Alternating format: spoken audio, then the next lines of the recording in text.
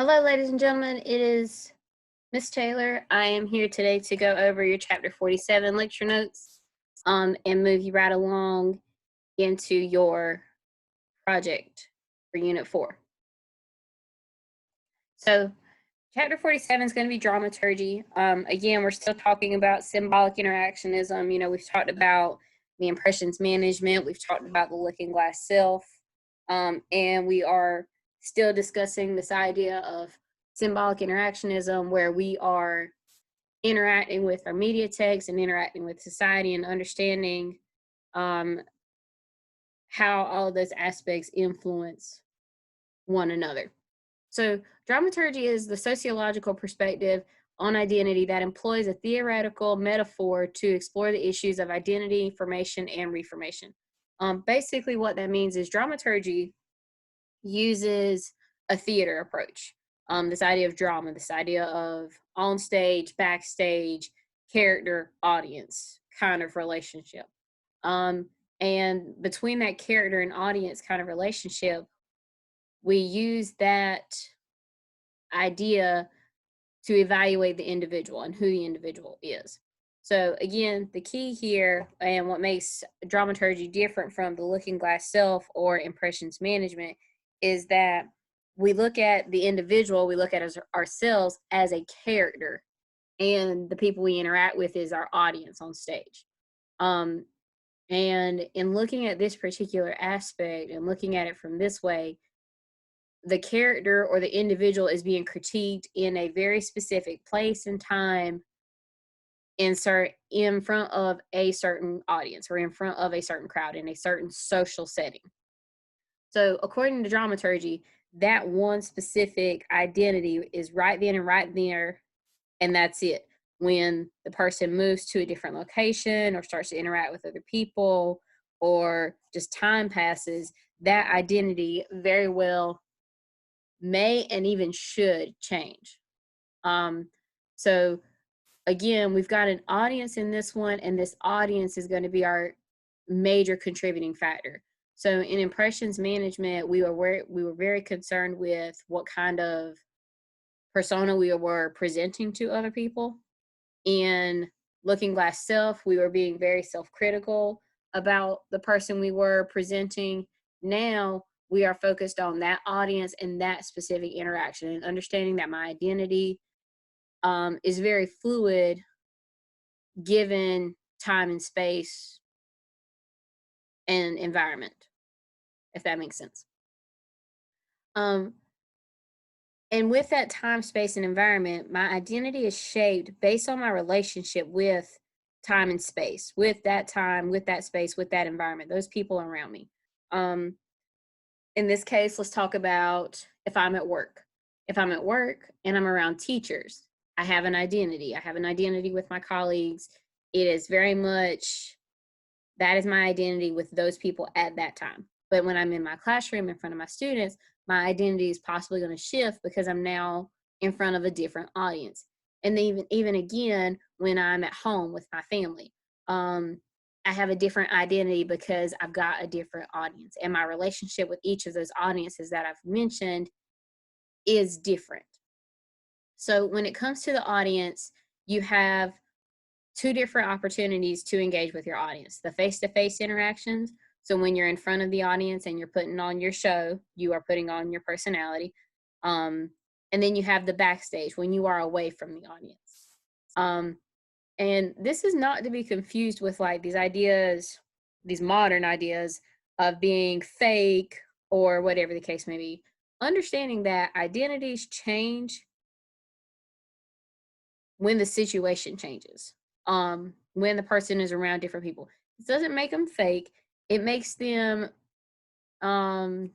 adaptable to their situation when it is necessary to make the changes to who I am to best fit my situation because I am trying to accomplish a goal, whatever that goal may be. And again, modern ideas have made this particular topic very adaptable, and we've had to take on some new considerations from when we first began these kinds of studies. because now we have the advancements of technologies and online platforms such as Facebook, Instagram, Snapchat, Twitter, TikTok. These particular platforms, they blur these interactions because just like with the looking glass self, you can be one thing in person and another thing behind the screen. So previously we talked about, whether or not you were on live on your social media, or whether or not you were posting the Throwback Thursday picture. I'm sorry. Thought I had to sneeze. Because my live is going to be very much a face-to-face interaction, but my Throwback Thursday is kind of like my backstage away from the audience kind of interaction. So whether or not offline or on, the goal of dramaturgy is to project to an audience your desired self. Just like impressions management, just like looking glass self, what is your ultimate goal? Be the best person that you can be, point blank and period. And so dramaturgy is best known for identifying these multiplicities of identities and these multiple facets, these the many different cases of identities and the many different ways that identities manifest themselves in our lives. And again, it's okay. It's not being fake. It's not being rude. It's not being two-faced. It's acknowledging the identity that is best suited for the time and place, for that situation to accomplish your goal. Because there are many overlapping areas in symbolic interactionism, and with symbolic interactionist, there's no one way to define it. You aren't always just dramaturgy. You don't always just present yourself through looking glass self. You don't always default to an impressions management. Again, it's what is best suited for that particular case and point in time. Okay?